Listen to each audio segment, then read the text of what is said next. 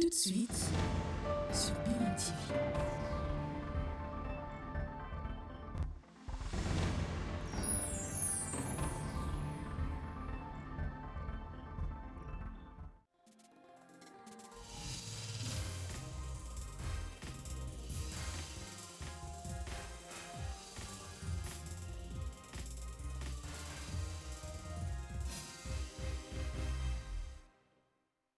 Bonsoir à toutes et à tous, bienvenue à cette édition d'information dont voici les principaux titres.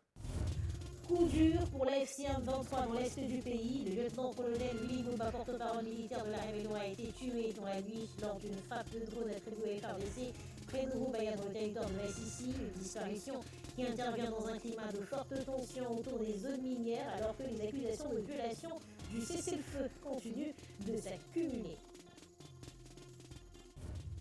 Dans l'actualité également, l'Église catholique sort du silence sur la crise dans l'est du pays. Dans une interview, le secrétaire général de la Sainte-Cour réaffirme la position de l'institution face à la FCM 23 et au soutien qu'elle attribue au Rwanda. L'Église rappelle avoir dénoncé très tôt cette situation et dit vouloir aller plus loin en proposant une voie de sortie, un appel à une initiative capable d'ouvrir un espace de dialogue dans un contexte toujours marqué par les tensions et un cessez-le-feu fragile. Kinshasa se raconte et se regarde dans le miroir de la littérature à travers le triple vernissage de la tétralogie Le cœur de Kinshasa. Un auteur explose le contraste, les blessures et la force d'une capitale toujours debout. 3 ouvrages pour interroger la mémoire, l'identité, la responsabilité collective. Une fresque contemporaine où la ville devient personnage central.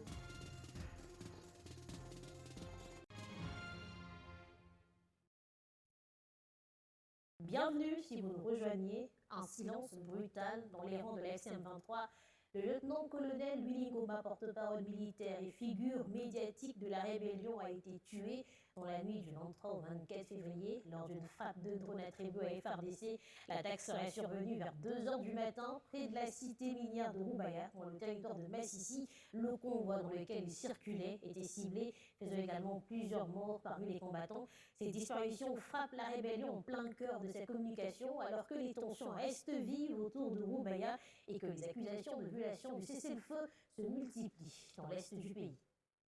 Don't joke to him to his labor. Don't joke. That is amiable for the people. Don't joke.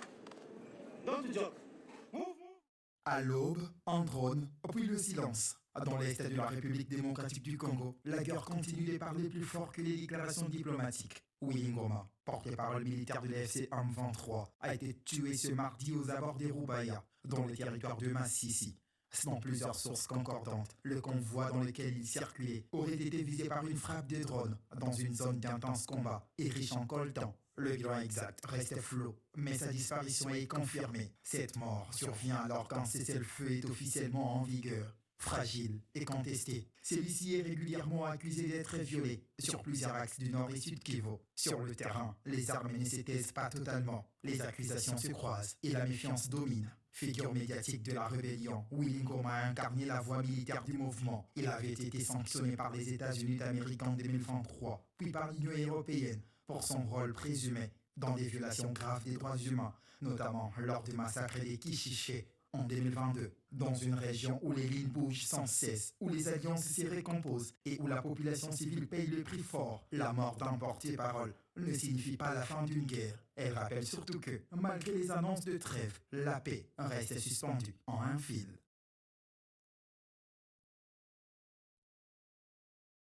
Sur le terrain, la situation reste mouvante. 2 mois de silence à la frontière et puis les barrières se lèvent. Le poste frontalier de Kanvira a ouvert ses portes, rétablissant la circulation entre Uvira et Bujumbura sur un axe vital pour l'approvisionnement en produits de première nécessité.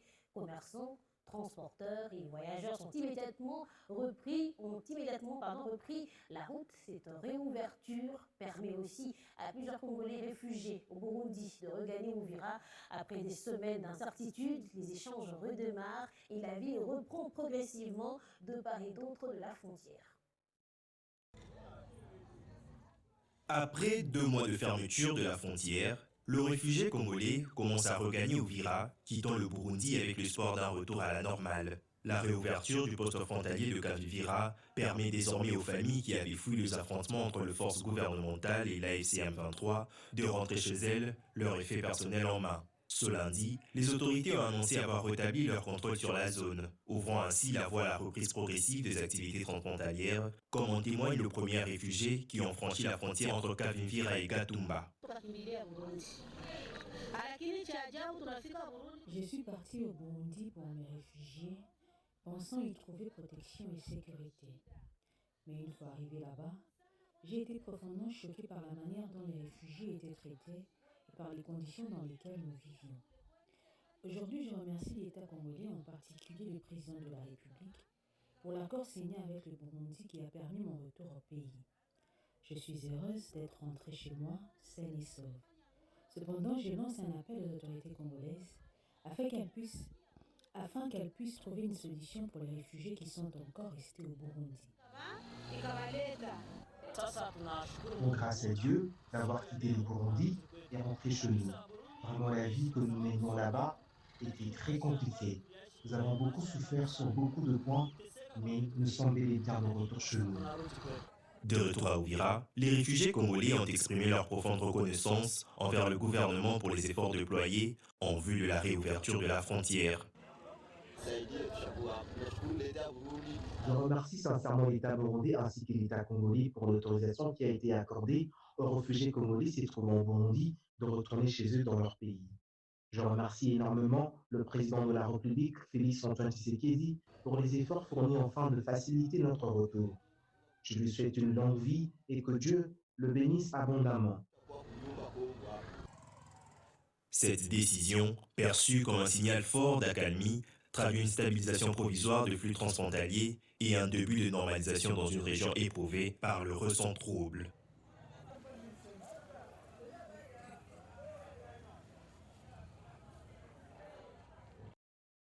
Ce qui est précieux doit être défendu. C'est le message porté par le lieutenant-général Jacques Ishalingo Zadoro lors des travaux consacrés à la situation sécuritaire dans l'Est du pays. Le chef d'état-major général adjoint des FARDC en charge des opérations renseignement a rappelé cette situation. Je suis ici à Beni depuis le 31 janvier. On a travaillé, on est arrivé à Mambasa, à Lubero, à Butembo. J'ai appelé même le commandant de l'armée de terre des IBDF. On a travaillé avec lui ici et même le commandant des opérations Souja, le commandant secteur d'Editouri, le commandant secteur d'ici. On a évalué les opérations, on a peaufiné aussi d'autres stratégies, même à l'heure que je vous parle, si j'ai traîné de l'autre côté, on était toujours au téléphone par rapport à ce qui se passe de l'autre côté, parce qu'on a poursuivi l'ennemi dans ces bastions pour l'attaquer. Et tout ça, c'est pour l'intérêt de toutes les opérations que nous menons, c'est pour l'intérêt de la population. On ne mène pas les opérations pour soi, on les mène pour cette population ici. Il y a hier, en dépit de menaces de plusieurs ordres dont fait la nation congolaise, notamment les ADF, parce que je l'ai dit, vous savez que les FARDC sont engagés dans plusieurs opérations. Et parfois, nous jouons des triples postures. Nous sommes en profondeur, combattre contre les agresseurs, nous combattons contre les ADF. Parfois, nous sommes appelés aussi à faire le travail de la police.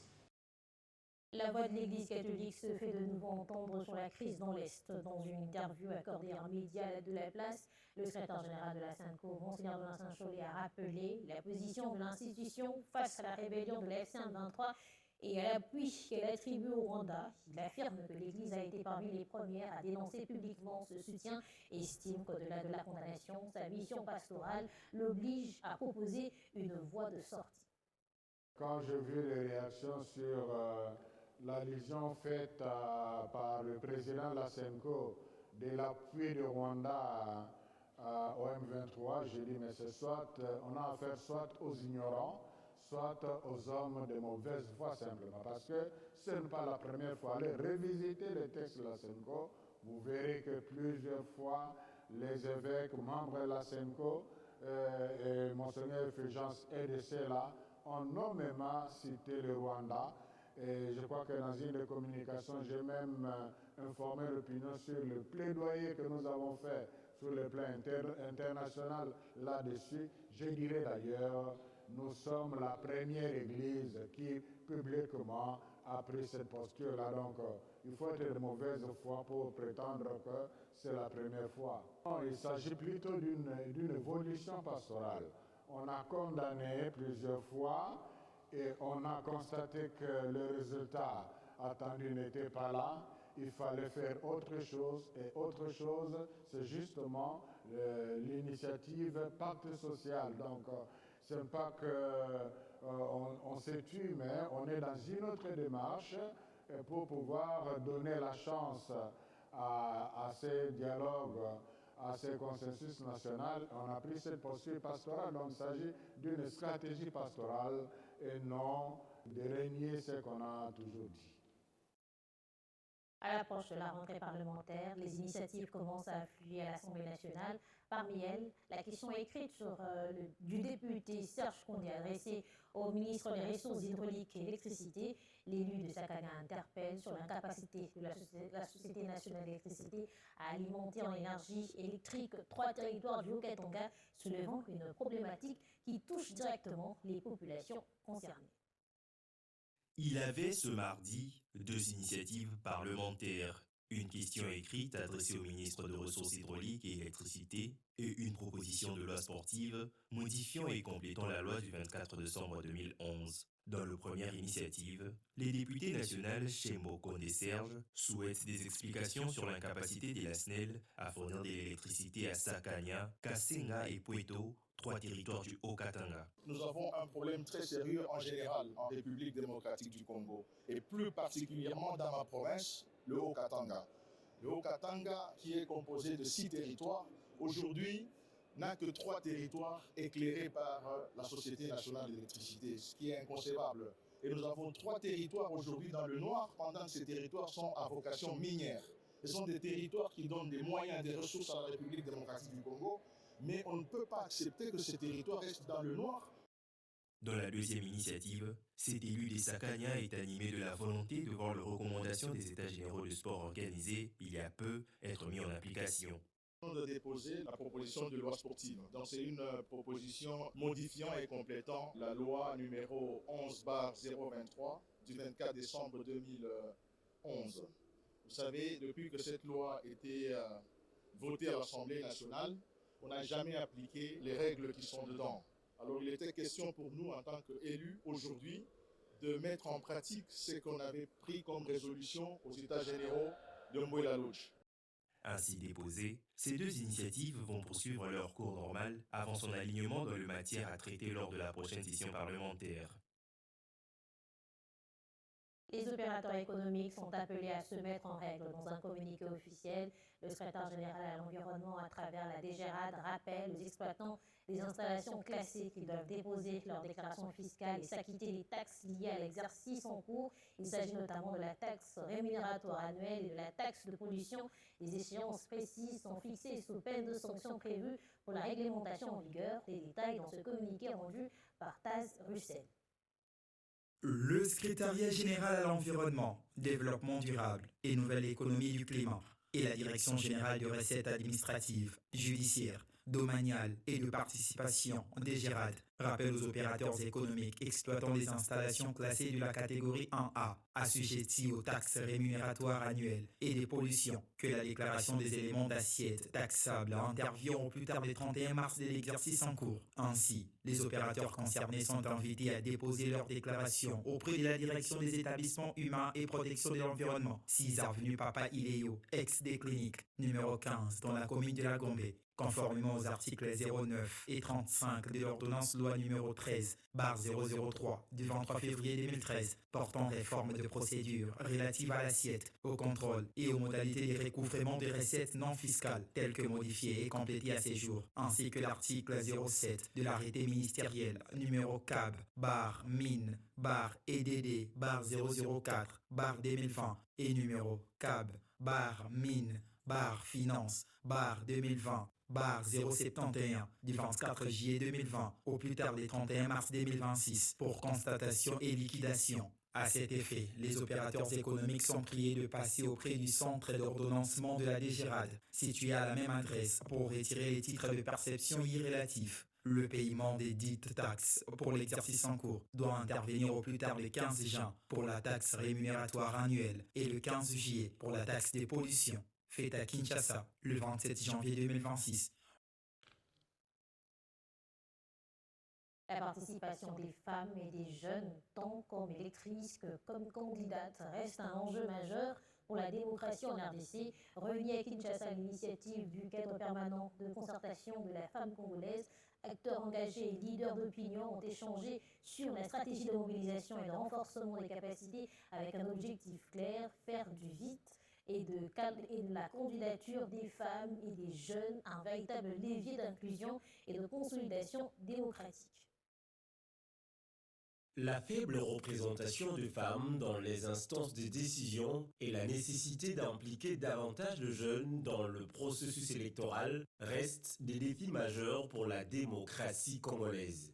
C'est pour répondre à cet enjeu que le cadre permanent de concertation de la femme congolaise a réuni ce mardi à Kinshasa des femmes leaders et de jeunes autour d'une rencontre d'échange consacrée à la mobilisation et à la sensibilisation au vote. Les discussions ont porté sur des enjeux concrets visant à encourager les femmes et les jeunes non seulement à voter, mais aussi à se porter candidates. Pour la coordination de la CAFCO, il s'agit de doter la jeunesse d'outils adaptés afin qu'elle s'approprie pleinement du processus électoral. L'objectif, en fait, était de présenter le matériel à la jeunesse pour qu'ils s'en inspirent et s'en approprient lors de la production de matériel, des outils pour la sensibilisation de leurs bases respectives. Ils peuvent toujours voir les approches méthodologiques que CAFCO a utilisées. Pour y arriver, le CAFCO organise des sessions de formation et de renforcement des capacités à l'intention des femmes candidates et de jeunes engagés en politique. CAFCO a des modules de formation pour les candidates. Et parmi ces modules, il y a comment tu peux mobiliser le moyen. Il y a la possibilité de travailler avec des moyens réduits, mais avec des approches méthodologiques suffisamment. La formation, le renforcement des capacités de femmes, c'est son travail de tout le temps. Le CAFCO a sensibilisé les jeunes à prendre conscience du rôle et de la place essentielle de la femme au sein de la société. Ça nous a permis à comprendre que la place de la femme n'est pas seulement la cuisine, mais la place de la femme aussi dans la société et à booster les femmes à prendre de responsabilités plus que les hommes. Dans la société, nous voyons plus les hommes que les femmes. Les hommes travaillent plus que les femmes. Je me suis dit que je dois me booster à travailler dur pour être aussi à la place des hommes. Je peux aussi postuler, je peux aussi prendre de grandes décisions, je peux aussi m'exprimer devant les femmes. Ça fait plus d'une vingtaine d'années que je travaille avec les organisations internationales, avec les partenaires internationaux qui appuyons les réseaux et associations des femmes. Je suis venu appuyer ces échanges qui tournent autour de l'appropriation des outils d'éducation civique qui touchent effectivement la participation des femmes dans les élections à venir. Pour le cadre permanent des concertations de la femme congolaise, aussi longtemps que les femmes ne seront pas véritablement représentées dans les sphères de décision, notre démocratie demeurera inachevée. Les réformes administratives prennent corps en province. En mission officielle là-bas, Le vice-premier ministre en charge de la fonction publique a échangé avec la gouverneure Fifi Masuka sur l'application concrète des changements engagés au niveau national. La rencontre a porté sur l'amélioration du fonctionnement des services publics et l'adaptation des administrations provinciales aux nouvelles orientations de gestion, une étape de coordination entre Kinshasa et Kolwezi pour accompagner les transformations en cours. Le vice-premier ministre, ministre de la fonction publique, modernisation de l'administration publique et innovation du service public, a foulé le sol le lundi 23 février 2026, un début de soirée par l'aéroport de Kolwezi. Au pied de l'avion, le vice-gouverneur Clément Mfundu Kinakal et quelques autres membres de l'exécutif provincial et du comité provincial de sécurité, ainsi que plusieurs cadres de l'administration publique provinciale. Le numéro 1 de l'administration publique en République démocratique du Congo a été conduit à la resplendissante nouvelle aérogare moderne, déjà opérationnelle, où l'attendait la gouverneure Masuka Saini.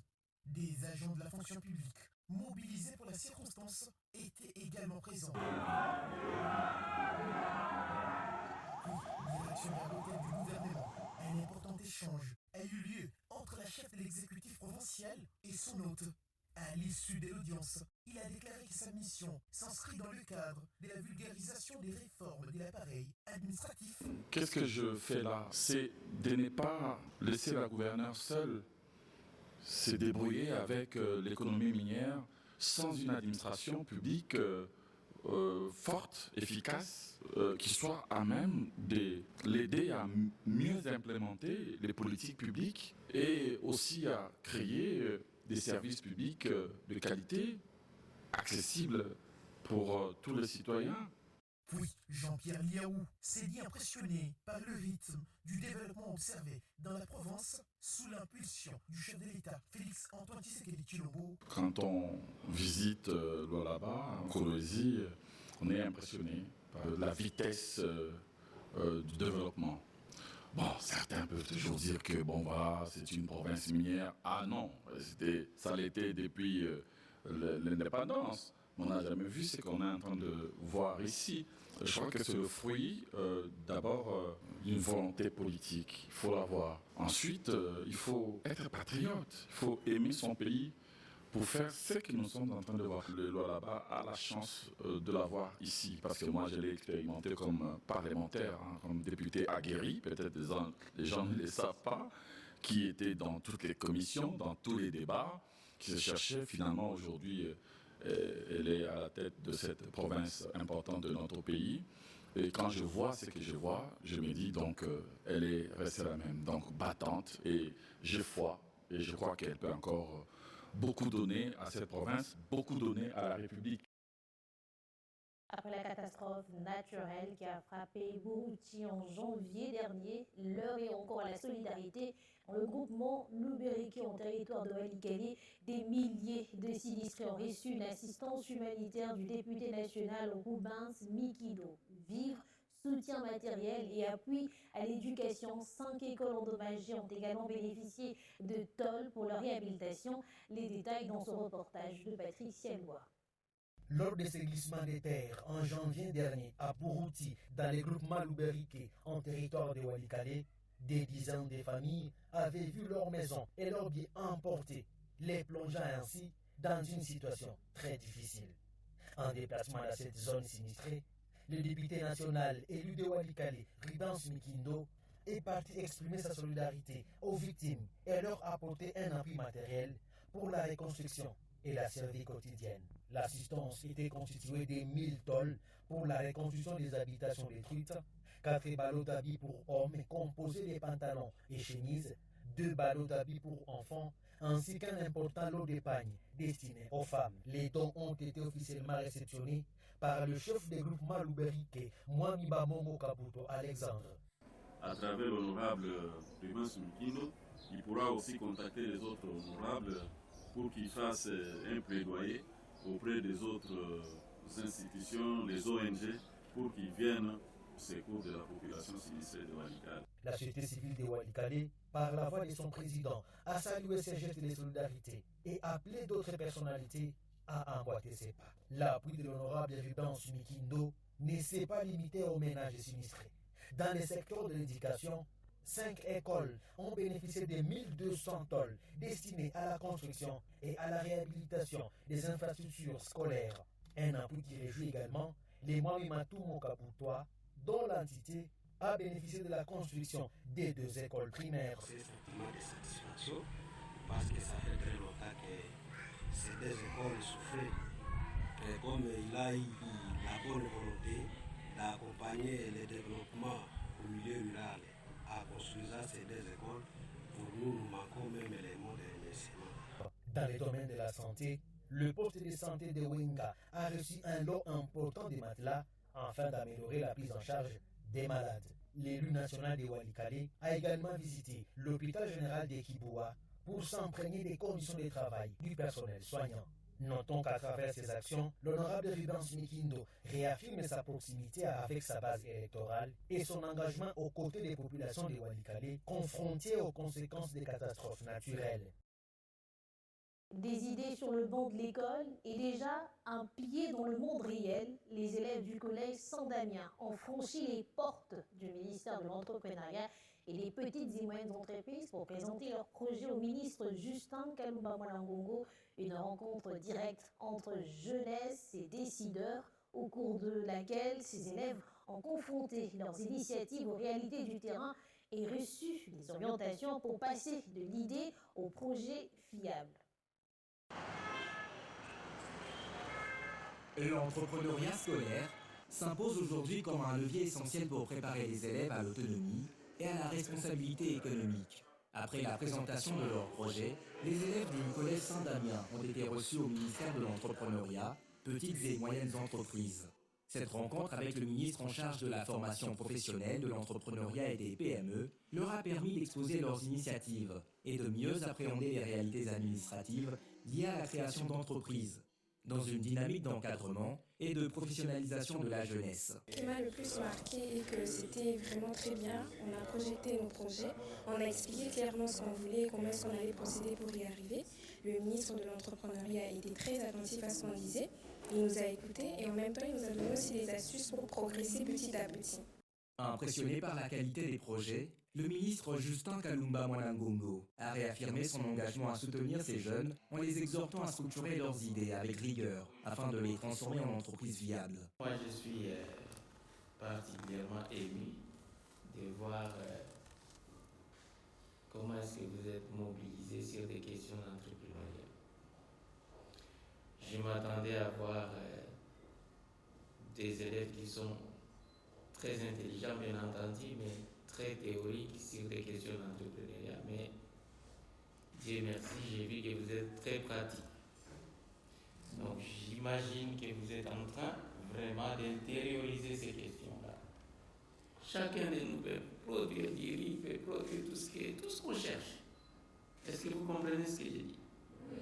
Pour l'encadreur, la nécessité d'un accompagnement constant et d'une formation adaptée aidera les élèves, porteurs de projets, à franchir les différentes étapes menant à la professionnalisation. Le ministre qui nous a permis de comprendre certaines réalités sur le terrain, surtout dans les chefs des élèves qui seront amenés à redimensionner leurs projets et des conseils qu'il nous a prodigués, surtout à l'endroit des élèves. Une photo de famille a clôturé cette séance, illustrant le lien désormais établi entre la jeunesse scolaire et les institutions publiques engagées dans la promotion du développement entrepreneurial.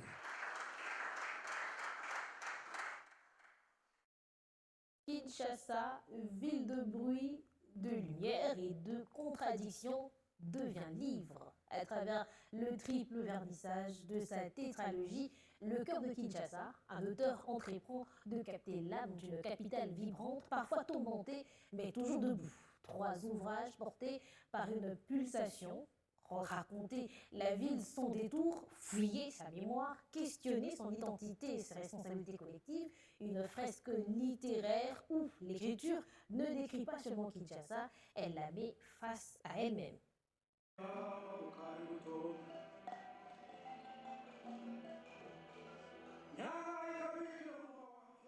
Il y a des œuvres qui racontent une histoire et d'autres qui capturent un souffle, Avec le triple vernissage de sa tétralogie Le cœur de Kinshasa, l'auteur, Obed Chilombologie, offre bien plus que des livres. Il propose une traversée intime, sociale et historique d'une ville aux 1000 battements. À travers ces 3 publications, l'écrivain plonge le public dans les profondeurs humaines de la capitale congolaise entre mémoire collective, fracture sociale et quête identitaire. Chaque ouvrage constitue un fragment d'un ensemble cohérent, pensé comme une fresque littéraire. Pour l'auteur, cette tétralogie est avant tout un acte de transmission. Et donc, étant le cœur même de la RDC, tout doit passer par des grandes décisions sur le plan culturel, environnemental et social, passe par les institutions qui sont basées à Kinshasa. Je voudrais que la jeunesse puisse se mobiliser et s'approprier cette œuvre pour les générations à venir. Les participants, eux, saluent une démarche courageuse et nécessaire. Ils voient dans cette œuvre un miroir fidèle d'une société en mutation, mais aussi un appel à la réflexion et à la responsabilité collective. C'est une soirée qui m'a appris beaucoup de choses, qui m'a appris que en étant jeune, on peut produire beaucoup de choses qui pourront aider le pays, premièrement, aider la jeunesse à se développer et aider aussi l'écosystème, parce que nous avons vu que on nous a présenté diverses choses, notamment des produits qui sont pour la lutte contre l'émission des gaz carboniques. Dans un monde saturé d'images et d'instantanéité, la littérature demeure un espace de lenteur, d'analyse et de vérité.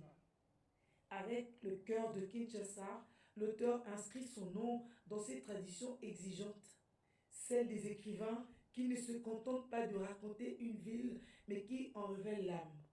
Car lorsque les mots prennent le temps de penser une société, ils deviennent mémoire et parfois ils deviennent conscience.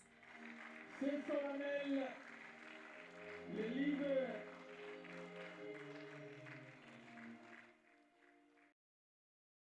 C'est la fin de cette édition d'information. Un clin d'œil spécial à tous nos téléspectateurs qui nous ont suivis depuis la commune de Lingwala. On se retrouve demain pour une nouvelle session d'information.